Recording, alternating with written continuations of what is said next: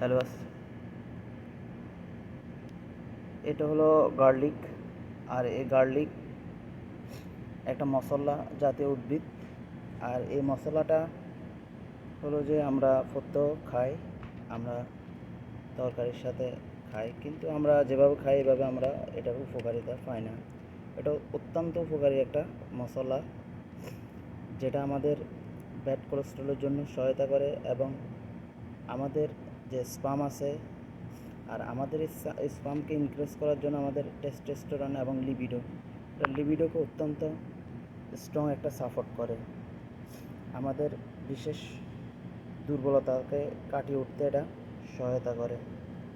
আর এটা এভাবে কুচি কুচি করে রোদে শুকানো হচ্ছে। শুকানোর ফলে এটা চাউলের দানার মতো হয়ে যাবে এবং এটা প্রত্যেক সকাল বিকাল দুপুর এটা যখন খাওয়া হবে 1 চামচ করে, এটা শরীরের জন্য বেটার একটা রেজাল্ট নিয়ে আসবে।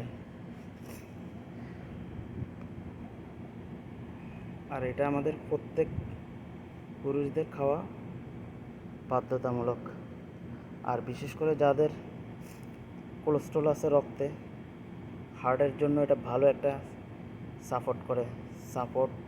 প্রোভাইড এটা মেনটেনের জন্য কাজ করে থাকে।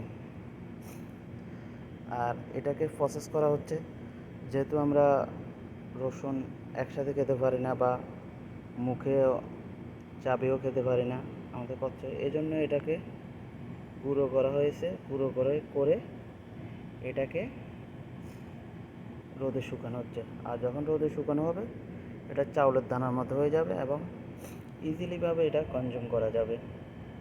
আর এটার সবচেয়ে বেটার রেজাল্টের জন্য, ভালো রেজাল্টের জন্য বিসমিল্লাহ সহকারে সূরা ফাতিহা 7 বার পড়ে এটা খাওয়া সবচেয়ে বেটার রেজাল্ট, শিফা হিসাবে এটা কাজ করবে। এটা 7 দিন, 21 দিন, 40 দিন আমরা খেতে পারি এই রসুনটা।